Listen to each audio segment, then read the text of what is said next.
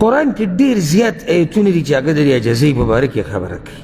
زه به ته یو څو ایتونه بیان کړم چې صرف تاسو په دې خبر باندې ورسئ او ستاسو په زړه کې د دې عظیم عبادت هغه اهمیت او هغه فضیلت هغه کښېني.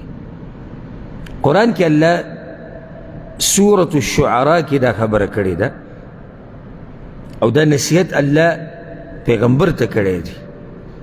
الله پیغمبر ته ویو چې پیغمبر ته وی د ټولو مؤمنانو ته نصیحت دی.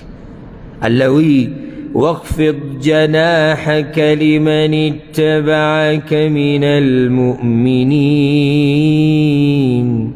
الله وی اے پیغمبره د خپلې وزرې کوزې کا راکته کا هغه مؤمنانو ته چې ستا تابعداري کوي.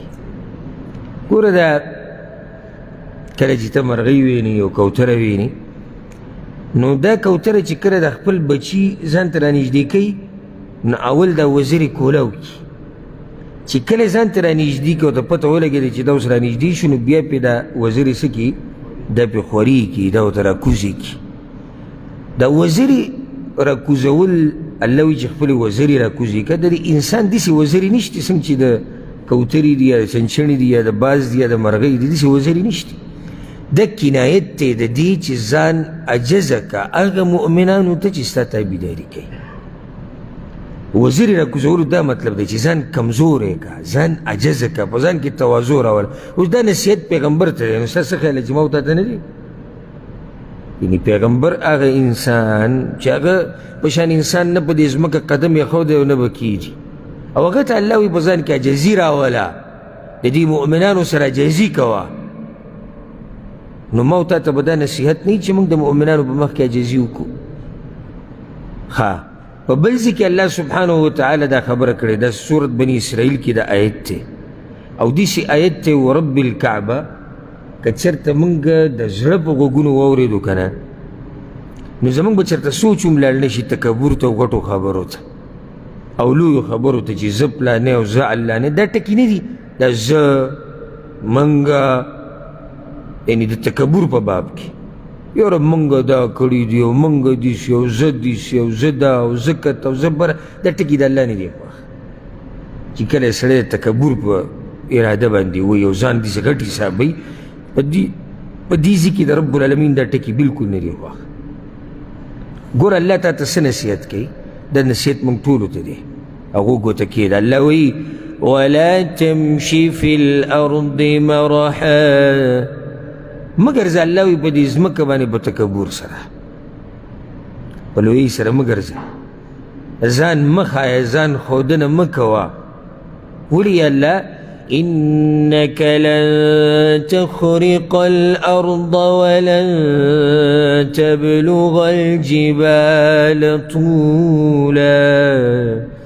الله وایي نه په دې قدمونو باندې دا ځمکه شلولی شي او نه ته زما د دې غرونو نه دنګېدی شي نو بیا به څه شي باندې تکبر کوي. یو داسې انسان ما ته وښایي چې هغه داسې قدمونه اخیستي چې دا ځمکه یې ورسره شلولي او یې سوری کړي څوک شته؟ یا داسې یو انسان شته چې د دې غرونو د دنګوالي نه دنګي؟ داسې نشته. نو چې نشته نو بیا په څه شي باندې تکبر کوي او سینه دې څه راویستې ده؟ دا ګورې الله موږ ته ولې دا خبره وکړه دې کې سوچ وکړه بغیر د سوچ نه به ته نشي پوهېدی. سوچ دا دی یعنی ستا نه زورور مخلوق شتي پوه شوې که نه ستا نه زورور مخلوق شتي نو چې ستا نه زورور مخلوق شتي نو څه مطلب شو؟ تکبر مه کوه ته به څه شي ځان زورور ګڼې. یعنی یو سړی دا وایي چې زه پلانی او زه علانې او زه د پلاني زوی او زه دومره زورور او ما سره پوج او ما سره کلاشنکوپ او ما سره تماچې او ما سره هر څه ښه نو بیا ولې تا نه زورور نشتی څه؟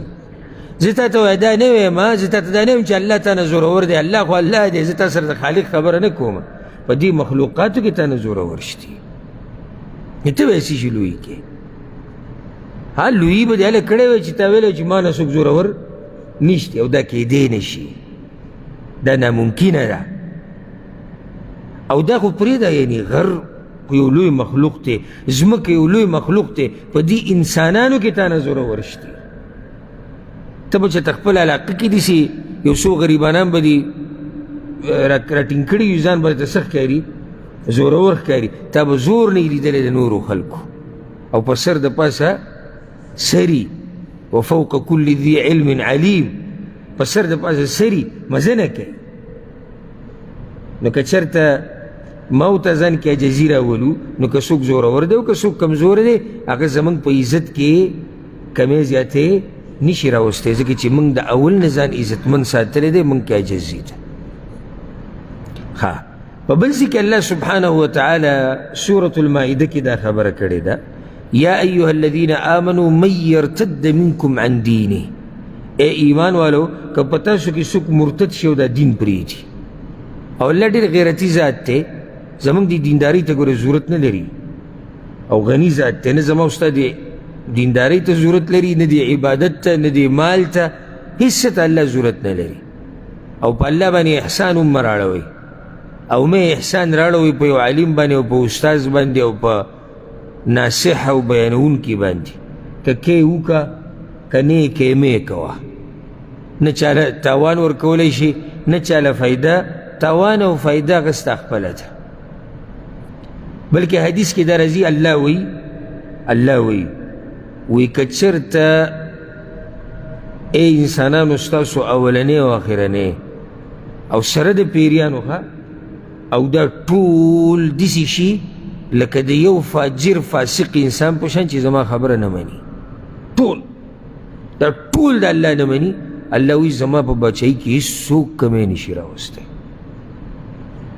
که دا ټول مخلوق د الله نافرمانه شي که نه، د الله په بچۍ کې څه کمی نه راځي. او بیا الله وی که تاسو ټول دینداره شئ او تقوادار شئ نو ذره برابر زما په بچۍ کې زیاتې نشي راوستی.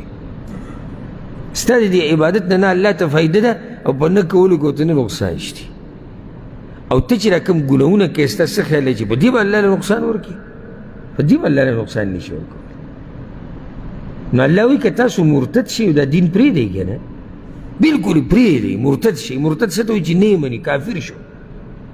نه هغه خو لا پرېږدئ چې هغه اسلام مني او عبادت نه کوي او ګناهګار دی او دغه دا جدا مسله ده. الله وایي بلکل پرېږدئ.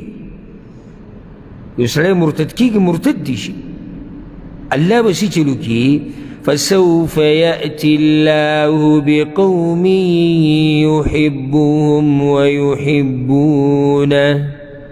الله وایي ستاسو په ځای به داسې قوم راولم چې زه به ورسره محبت کوم او زما سره به محبت کوي. نوی قوم به الله پیدا کړي، نوی او نوی مخلوق به الله پیدا کړي. الله ګوره موږ ته ضرورت نه لري. دا به داسې ناشنا قوم وي چې الله به ورسره محبت کوي او هغوی به د الله سره محبت کوي. بل صفت به په هغوی کې صحیح، أذلة على المؤمنين أعزة على الكافرين. عجز به د مؤمنانو په مخ کې او عزتمن به د کافرانو په مخ کې. کلم دې صفت ده، د مؤمنانو په مخ کې به نرمي، د کافرانو په مخ کې به صحیح سخت وي. د آیت ما دې دپاره وایي چې الله د دې مؤمن صفت ذکر کو، أذلة على المؤمنین، نرم به، عجز به د مؤمنانو په مخ کې، د کافرانو په مخ کې نه. د عجزۍ خپل ځای.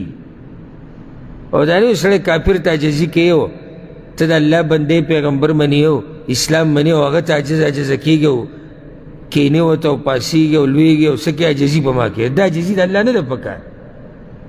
د کافر په مخ کې ښه عزتمن، ښه سخت. هلته دا خبره نه چلېږي چې زه ورسره عجزي کوم او زه نرمي کوم. او سبحان الله زموږ د یعنې د حالاتو د چې وګورو هر څه الټه شوي دي. لکه الله د صحابه کرامو هم دا شان ذکر کړی، محمد رسول الله والذین معه اشداء علی الکفار رحماء بینهم. صحابه کرام په کافرانو سختو، خپل منځ کې ډېر نرم وو. موږ اوس یې چل شروع کړی دی، په یو بل سخت یو. او که چېرته انګریز یا کافر یهودی نصرانی وینو د رباز ورته د خولې ناسې لاړې ساسي، هله انګریز روان دی، وله هندو روان دی، وله سیک روان دی. نو داسې به دا ته به وایې چې بس څه شی ولیدو چې دی جو چې داسې ورته حیران دی. او د خپل رور سره، هغه رور چې د مور پلار نه پیدا دی، د هغه سره د طبیعت نه لګي، خپل خاندان سره نه لګي، د یو مسلمان رور سره نه لګي، مسلمان دوست سره نه لګي.